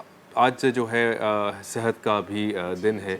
सेहत का दिन तो हर रोज़ ही होना चाहिए और हर घड़ी होनी चाहिए। सेहत की हमें जो केयर करनी चाहिए, कॉन्शियस होना चाहिए। मतलब ये बढ़ते हुई जो वायरल इन्फेक्शंस हम सुनते हैं आए दिन, मतलब ये हो गया फ्लू, कफ, स्नीजिंग, ये चलता रहता है ऑन एंड ऑफ, ठीक है। खास करके बच्चे जो है बड़ा मतलब इससे मुतासिर हो रहे हैं। जैसे आजकल क्या वजह है? मतलब आजकल मौसम चेंज हो रहा है जी, तो उसमें ये है कि बच्चे ठंडा पानी पी रहे हैं बहुत ज़्यादा। मतलब ये है कि तो फराब अभी मौसम तो शुरू से चेंज होता चेंज हो आ रहा रहा है, है ना। ठीक है। मतलब ऐसा जब भी हम किसी से बात करो कि भाई ये बीमार सीजन चल रही है, तो ये सीजन तो मुझे 24 घंटे और 4 सीजन्स लगता बिल्कुल। है। अभी पिछले 2 महीने जो था वो डेंगू चल रहा था, जी हाँ, ठीक है। बिल्कुल। उसमें वो सब लोग बड़े परेशान थे अपने घर की, जैसे जिस तरह भी केयर करनी है बच्चों की, कि उनको किस तरीके से लिटाना है, उनको किस तरह कवर करना है। घर की मगरिब के वक्त जो है खिड़कियां दरवाजे सब जालियों वाले होने चाहिए, ये सब चीज़ें थी। लेकिन अब वो ख़त्म हुआ तो अब ये टेंशन है कि गले ख़राब हो रहे हैं, बुखार हो रहा है, और डॉक्टर यही कहते हैं हाँ ये मौसम यही है। तो बेचारे लोग तो परेशान हो रहे होते हैं, लेकिन उसमें ये कि केयर करनी हमारा अपना काम होता है। जैसे कि मैंने बताया आपको कि ठंडा पानी उससे परहेज़ करें और ज़्यादा बर्फ़ वाला नहीं हो, लेकिन बच्चे कहाँ मानते हैं। सही बात है। और वो तो करना ही पड़ता है। और ठंडा पानी हमने जहाँ तक देखा है जो दूसरे ममालिक है वहाँ पे ठंडे पानी वाला कोई कॉन्सेप्ट है ही नहीं। ये हम ही मतलब ये ठंडे बर्फ़ें और जो है कारखाने जो इतना कमाते हैं, हम इंटीरियर में जाओ, लोगों की मजबूरी भी हो गई है। अब वो बिल्कुल ऐसे फील करते हैं कि ठंडा पानी हो, जितनी गर्मी, हाई टेम्परेचर जा रहा है और लाइट का बहरान ऑलरेडी है। लाइट जो हम बात करते हैं कि एक तो गर्मी 50 सेंटीग्रेड तक हमारे पास रूरल एरियाज़ में पहुंच चुकी है। उसके बाद मैं रिसेंटली मेरा विज़िट हुआ गाँव, तो उनसे मैंने कहा लाइट आ रही, कह रहे हाँ यार बहुत अच्छी लाइट आ रही है। अब जो है 3 घंटे लाइट दे रहे हैं। अच्छा, वो उनके लिए अभी 3 घंटे भी मतलब वो नेमत से कम नहीं है। तो मैं वही देख रहा हूँ कि कह रहे कि यार वो मतलब इतनी लोग जो है 3 घंटे भी वो भी आपकी लेन देन पे दे रहे हैं, ठीक है। आप 2 पैसे दे रहे हैं और उसके बाद वो आपको 3 घंटे सिर्फ आप पानी भर लें और यूज़ का मतलब थोड़ा बहुत या बैटरी शैटरी पे चार्ज कर लें। तो ये मतलब वो सिस्टम चल रहा है। और ऊपर से हमारे सेहत के जो इश्यूज़ हैं, सेहत के इशू हैं। बाहर से बच्चे स्कूल से आते हैं तो उनको चाहिए कि घर आएँ तो एकदम से नहाने नहीं माँ बैठ जाए कि वो बच्चे, उससे भी तबीयत उनकी ख़राब हो जाती है। तो ये है कि थोड़ा सा उनको रिलैक्स होने दें, फिर उसके बाद थोड़ा खिलाएं पिलाएं, फिर उसके बाद उनकी सेहत का ख्याल रखें। और ये भी मैं कहना चाह रही हूँ कि जैसे पेट भर के खाना खिलाना चाहिए। और आजकल जैसे कि मौसम इस तरह का है कि जैसे गर्मियों में ये था खिचड़ी हो गई और ये दाल चावल हो गए, लेकिन अब बच्चे हमारे जो हैं इन चीज़ों पे नहीं, बाहर वाली चीज़ें ज़्यादा पसंद करते हैं। बर्गर खाएंगे, जी ये खाएंगे, तो फिर ये कि बाहर की चीज़ें खाने से ये आंतों में इन्फेक्शन हो जाता है, बाज़ बच्चों को टाइफाइड भी हो जाता है। ये सब चीज़ों से बचने के लिए मैं कहती हूँ घर में माँ ही का ज़्यादा रोल होता है कि वो अपने बच्चों को किस तरह अपनी भी सेहत का ख्याल रखें और ख़ुद भी रखें। और 40 के बाद ये है कि शुगर वालों के लिए भी ये है कि आप अपनी सेहत का ख्याल रखें। हर 6 महीने बाद, 3 महीने बाद अपने टेस्ट वगैरह करवाएं, ताकि पता चलता रहे कि आपकी शुगर कितनी है, ब्लड प्रेशर कितना है और HB कितना है।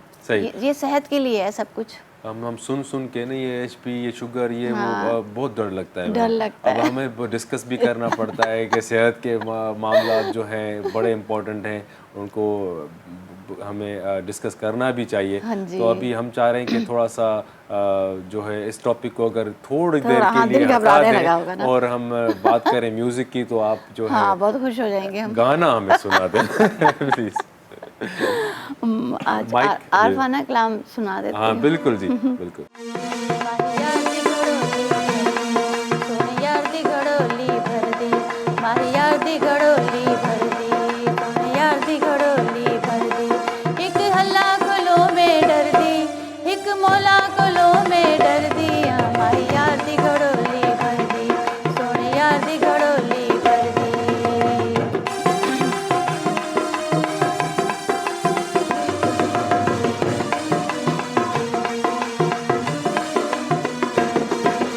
पीर पीरा हजरत मीरा, पीर पीरा, पीर पीरा हजरत मीरा, नाम तेरे तो टूटियां जंजीरा। मैं मुर्शिद कामिल कर दी, मैं मुर्शिद कामिल कर दी, हमारी यार दी घड़ोली भर दी, सोने यार दी घड़ोली भर दी। एक अल्लाह कोलो में डर दी, एक मौला कोलो में डर दी, हमारी यार दी घड़ोली भर दी, सोने यार दी घड़ोली भर दी।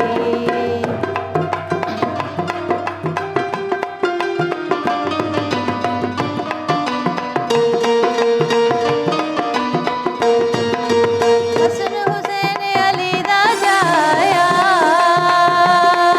ओ हसन हुसैन, हसन हुसैन अली दा जाया,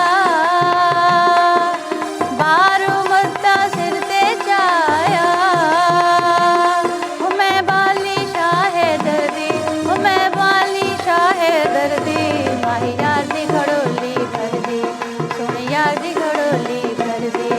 एक अल्लाह कोलो में डर दी, एक मौला कोलो में डर दी, माही यार दी घड़ोली भर दी, सोने यार दी घड़ोली भर दी।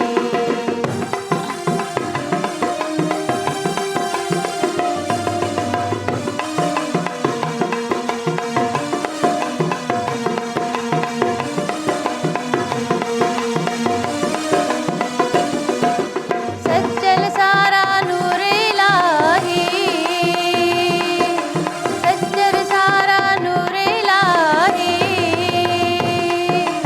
अली वली दी है हमराही, ओ मैं हर दम रब रब कर दी, ओ मैं हर दम रब रब कर दी, माही यार दी घड़ोली भर दी, सोने यार दी घड़ोली भर दी। एक अल्लाह कोलो में डर दी, एक मौला कोलो में डर दी, हमारी यार दी घड़ोली भर दी, सोने यार दी घड़ोली भर दी, हमारी यार दी घड़ोली भर दी, सोने यार दी घड़ोली भर दी। वाह वाह वाह, माही यार दी घड़ोली भर दी, मैं एक अल्लाह कनू में डर दी, एक मौला कनू में डर दी, सचल सारा नूर इलाही में गोली शाह दर्दी। हलिया दर्द। वाह वाह, सचल अली सरमस्त भी पंहिंजी हिकिड़ो माना मौजन वारो साईं आहे। ऐं सचल सरमस्त आप कभी जाना हुआ आपका? नहीं। अरे सचल आप ज़रूर जाएं। जी इंशाल्लाह। आप मतलब इस्लामाबाद लाहौर विजिट किया होगा, या बुल्ला शाह तो आप गई होंगी। हाँ हाँ। हाँ, वो वहाँ की मतलब कैसी मज़ा है? वहाँ पर जाके तो फिर इंसान को इस तरह हो जाता है कि बस अब आप इबादत करें वहाँ जी। और क्या कहते हैं वहाँ बैठकर जितना टाइम भी हो वो बस ऐसा सुकून महसूस होता है वाह वहाँ वाह जाके। वाह वाह, बिल्कुल ये अरफाना कलाम जो है ये सुकून का मतलब कैफियत तारी हो जाती है। सो व्यूअर्स, ब्रेक खां वञण खां अॻु में मां तव्हांखे इहो ॿुधाईंदो हलां कि असांजो प्रोग्राम जेको स्पॉन्सर कयो आहे उहो आहिनि GFS builders and developers. GFS नालो ई काफ़ी आहे। मिलूं था हिन ब्रेक खां पोइ। मुझे सिंध के सलाम सलाम सुन, मुझे सिंध के सलाम सलाम सुन। भली कार व्यूअर्स, हिकु दफ़ो ॿीहर भली कार। असां जेको आहे सो कचहरी कंदासीं। अलीगुल सांगी साहब वेठा। अलीगुल सांगी साहब, राज़ी फ़क़ीर जी जेको आहे सो असांखे थोरी कचहरी ॿुधायो। राज़ी फ़क़ीर जो हितां सिंध में किथे कीअं तालुको, वरी पोइ काॾे इस्लाम लाहौर कीअं पुॻा? साईं राज़ी साईं पंहिंजे नवाब शाह मकली शहर जे हितां जा हुया, असुल सिंध जा। सही। पोइ सरकार जो ॿुधाइनि था एंट्री, त पोइ हिते ख़्यालु पैदा थियोसि त मां को अलाह वारो वली, को सालिक मुर्शिद कयां हा, जेको मूंखे रब जी राह ॾसे। ज़बरदस्त। पोइ हितां सिंध मां दरगाहुनि खां थींदा, पोइ मुल्तान हकबो सुल्तान ते, पोइ ईअं इंडिया ते बि साईं विया आहिनि। वाह वाह। माना हर दरगाह ते घुमंदा विया आहिनि जिथे मूंखे उहो वंड मिले। जेको ॾियणो हा, जी, वठणो। जी जी। हा, पोइ हलंदे हलंदे पोइ मोटी आया लाहौर, सही। दाता गंज बख्श की दरगाह ते, हा जेको ॿुधाइनि था। हा, पोइ उते सुवालु विधो अथसि दाता खे त मूंखे कामिल मुर्शिद मिलाए जेको मूंखे रब जी राह ॾसे। सही। पोइ उते निंड में साईं हिन खे पंहिंजो मुर्शिद मिलायो आहे। वाह राति जो निंड पिया ॾिसनि पिया, वाह। ऐं होॾो उन मुर्शिद खे बि साईं दाता गंज बख्श चयो त बाबा मूं वटि सुवाली हिकिड़ो फ़क़ीर आयो आहे, उन सुवाल अची विधो आहे, इन खे तूं पंहिंजे हवाले कर, इन खे वंड ॾे। पोइ हिन खे चई सुबुह जो तोखे पंहिंजो मुर्शिद वठणु ईंदो, हे सूरत आहे हुनजी, हा, तूं हिनखे सूरत सुञाणीजांइ। ॾिनईसि माना हा, सूरत ॾिनईसि। ऐं उनखे बि फ़क़ीर जी सूरत ॾिनी, हीअ फ़क़ीर मूं वटि आहे, हिन खे तव्हां वठी वेंदा। सही। पोइ सुबुह जो जीअं उते उहो फ़क़ीर मुर्शिद साईं जो आयो पंहिंजे फ़ुकरा सां गॾु, अची तवाफ़ कयईं, दीदार कयईं दाता गंज बख्श जो। पोइ फ़क़ीर खे ॾिठईं त हिन खे सुञातईं, हिन बि फ़क़ीर बि हुनखे सुञातो, मुंहिंजो मुर्शिद इहो आहे जेको राति मूं निंड में वेठो, वाह। वञी क़दमनि पियुसि। पोइ उन भाकुर पाए चईं बाबा हाणे तोखे असांजे वंड जो आहे, दाता गंज बख्श असांखे राति इहो ॿुधायो आहे, तोखे असां वठणु आया आहियूं, वाह। हलो तव्हां असां सां गॾु। पोइ दरवेश कई साल पंहिंजे मुर्शिद जी सेवा कंदा रहिया आहिनि। हा, उहो आहे लाहौर जे परियां शहर आहे हिकिड़ो, सही। उते माना कई साल उते माना पोयां ॿुधाए कंहिंखे कोन विया त असां केॾां था वञूं। सही। पोइ पोयां पीउ मां आयो संगत साथ ॻोल्हे ॻोल्हे थकिजी पिया, मिलियो कोन। पोइ काफ़ी साल उते रहियो। उहो साईं जो मुर्शिद जेको शफ़ी मोहम्मद शाह, सही। उहो वरी बादशाह तालिब आहे साईं सचल सरमस्त जो, वाह वाह। माना इहो ई फैज़ आहे। अच्छा, सचल सरमद साईं जा तालिब आहिनि जी उहे। जी जी। वाह वाह वाह वाह, माना हितां खां इहा जेका उहो असल शफ़ी मोहम्मद शाह वरी तालिब आहे साईं सचल साईं जो, सही। माना इहो ई फैज़ आहे। वाह वाह, कमाल। पोइ बादशाह उतां वरी जॾहिं मालिकनि वटां वंड मिलियुसि, कई साल ड्यूटी भरियईं।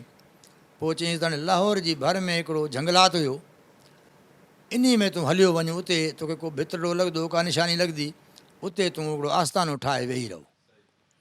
पोइ उते बादशाह आहिनि त चवंदा आहिनि उन जंगल में कोई माना इंसानु न वेंदो, जेको माण्हू वेंदो त वापसी न ईंदो, माना हुन में एतिरियूं ग़ैबातूं भलायूं जानवर रहंदा। पोइ साईं उते वियो आहे, उते वञी छपड़ी ठाही त अंदरि। पोइ उनजो कमु इहो हूंदो, सुबुह जो असुर जो उथंदो सिधो दाता गंज बख्श जे दीदार ते, जिते उनखे कलाक ॾेढ जो सफ़रु हूंदो हो। दीदार करे सुबुह जो वरी मोटींदो पंहिंजे मैखाने ते। पोइ सॼो ॾींहुं सरकार हिकिड़ो वॾो मट पाणी जो कुल्हे ते खणी करे पोइ रस्ते ते निकिरी पवंदो हो। वाह। पोइ जेको रस्ते में ॿाल मिलियो, धनार मिलियो, पवार मिलियो, जेको माण्हू मिलियो उनखे पाणी पीआरींदो हो। फैज़ ॾींदो। सॼो ॾींहुं कमु इहो हूंदो हो। वाह, कमाल। पोइ उते बादशाह कुझु वक़्तु रोटी ॾींदा रहिया, हिते फुकरा बि हुन सां थोरी घणी ईंदी रही, माण्हू ॾिठो बिना त वसियूं थी विया, हाणे अचनि वञनि था दरवेश। पोइ उतां पंहिंजो मुर्शिद वरी कई सालनि खां पोइ, छो त मुर्शिद तालिब खे जिथे बि विहारींदो आहे त उनखे सॼी नज़र हूंदी आहे हुनमें। सही। पोइ पंहिंजो मुर्शिद बि आयुसि। पोइ वियो हिकिड़े चकर ईअं थाणा चौंग उतां सैर कयईं, चइण मुर्शिद लाइ को नंगर पाणी खणी वञा। हा, नंगर पाणी खणी रवानो थियो त कुदरतनि बरसाति शुरू थी वई। सही।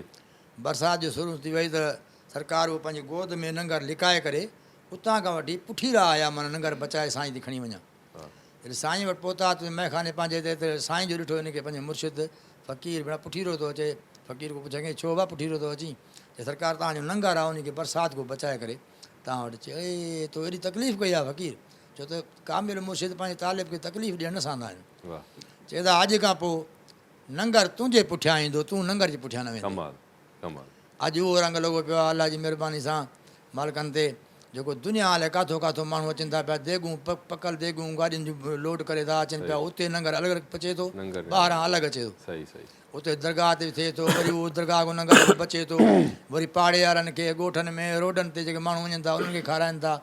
एॾो मालिक जो रंग वसी आहे ऐं पूरो इंसानियत जो दर्स आहे उते। बिल्कुलु बिल्कुलु, तमामु भली ॻाल्हि इहा कई आहे, जे इन्हनि फ़क़ीरनि ते जेतिरो ॻाल्हायूं ऐं ॻाल्हाइणु खपे, ऐं छो जो इहे रूह खे ताज़गी ॾींदा आहिनि ऐं रूह खे रिफ्रेश कंदा आहिनि। ऐं ॿी ॻाल्हि की नंगर न्याज़ पंहिंजी जाइ ते आहे, पर मां सम्झां पियो की जंहिं दरगाह ते तव्हां वञो उते तव्हांजी जेकर तरबियत सुठी थिए, तव्हांजो रूह खे जेको आहे सो आसानी मिले थी आसानी मिले, ऐं राहत ॿार लहे थो जी त सम्झो की उते जेको आहे उहो असल ढंग रूह आहे जी साईं। खाइण पीअण पंहिंजी जाइ ते खाइण पीअण ज़िंदगी मतिलबु उहो सभु कुझु न आहे असांखे फोकस करणु खपे जेको आहे सो असांजे जिते रूह खे राहत रूह जो मिले, जेको आहे रूह न खे जंहिंजो एॾो मसइलो आहे इहो फ़क़ीर लाहे सघे थो ऐं हिकिड़ो कामिल फ़क़ीर मुर्शिद लाहे सघे थो ऐं उनखे असांखे तलब बि आहे करणु वॾी ॻाल्हि इहा आहे हुते दर्स कहिड़ो मिले थो हा कूड़ न ॻाल्हायो सच ॻाल्हायो वाह वाह कमाल कमाल इहो वॾो अथसि वॾे में वॾो दर्स कूड़ वॾी जड़ आहे ऐं साईं जो हिकिड़ो बोल बि आहे उन में थोरो तव्हांखे ॿ लफ़्ज़ ॿुधाईंदुसि हा सच सुनी सच सुनावी हा सच आखणनी सौखा यार माना सौखो बि न आहे हा पर उन सां गॾु केरु आहे सच अलाह सच मुहम्मद वाह सच था ॾे तूं होका यार हाय हाय हाय कमाल कमाल कमाल कमाल लाजवाब लाजवाब अलीगुल सांगी साहब तमामु मज़ो कराए छॾियो ठीक आहे न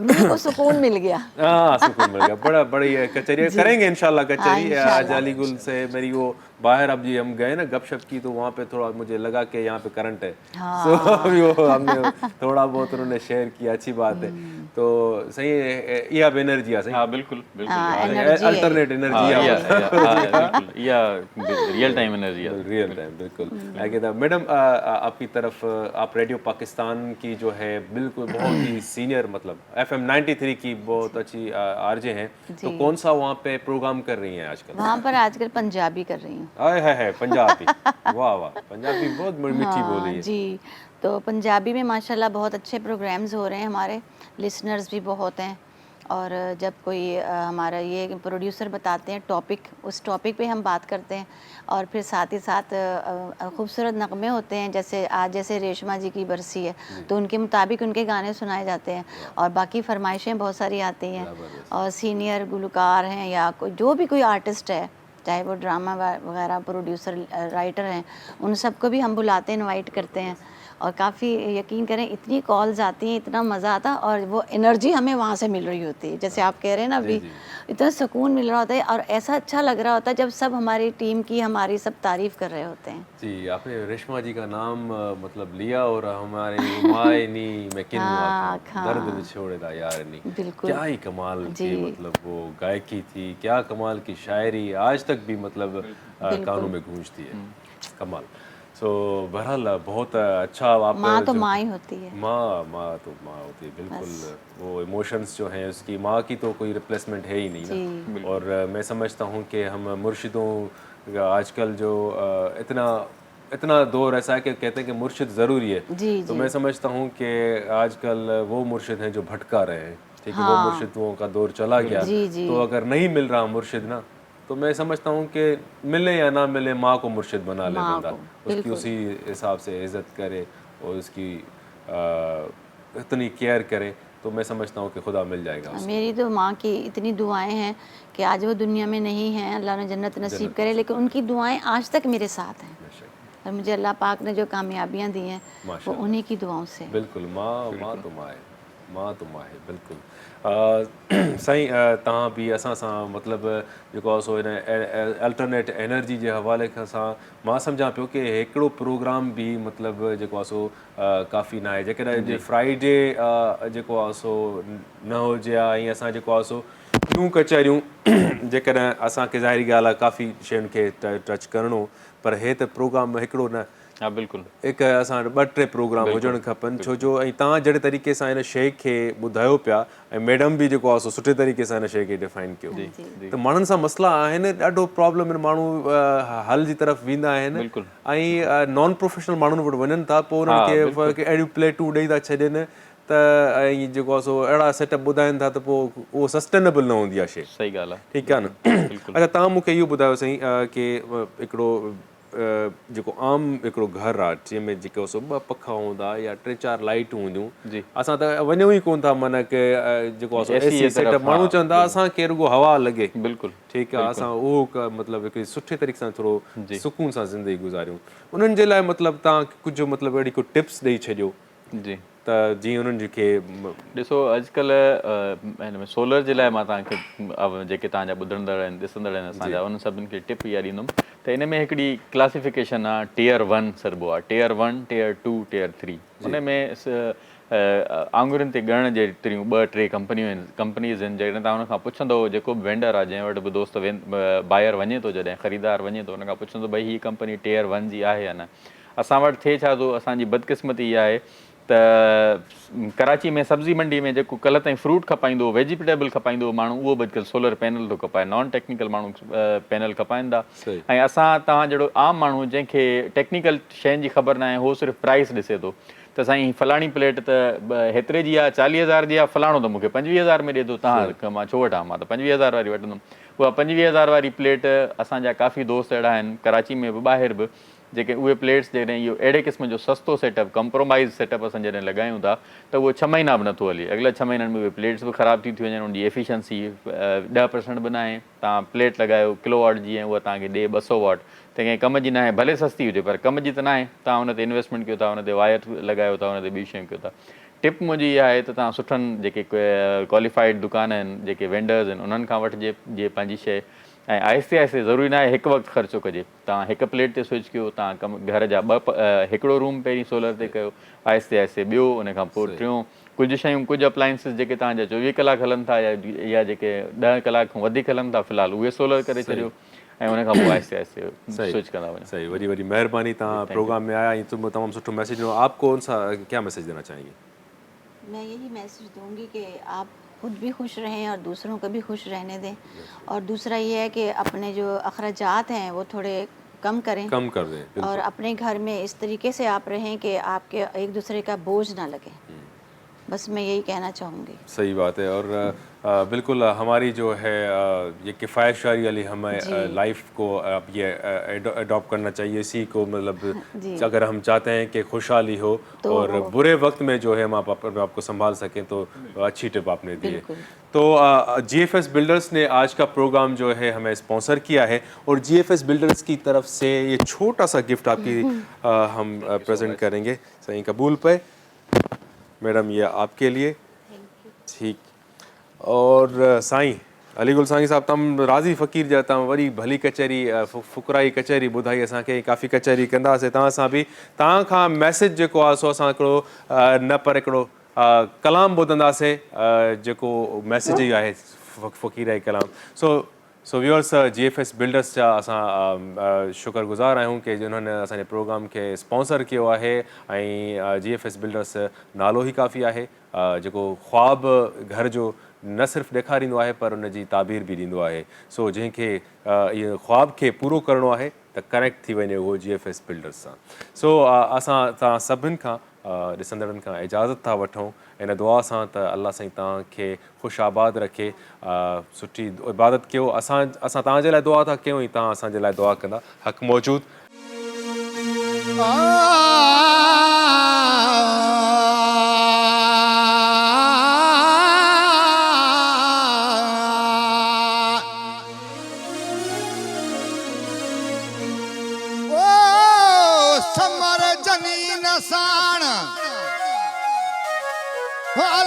तम हो त हिमायती तन जो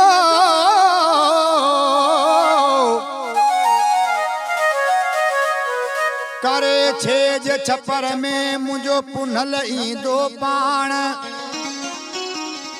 वो थी दी रूह रेहान लाज़े मंझ लतीफ़ चयला,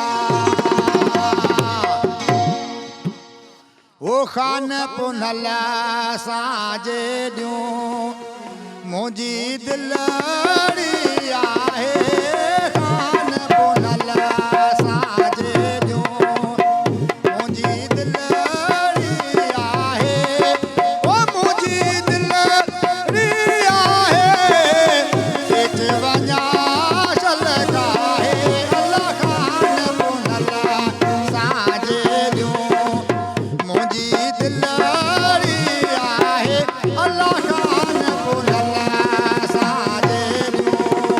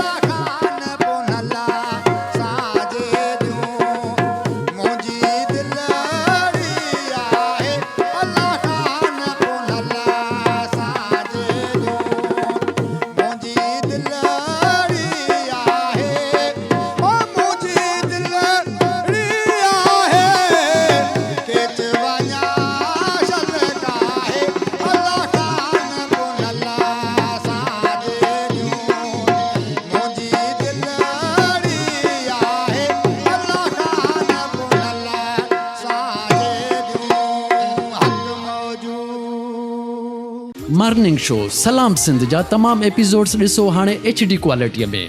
विज़िट करियो असांजो YouTube channel Sindh TV HD।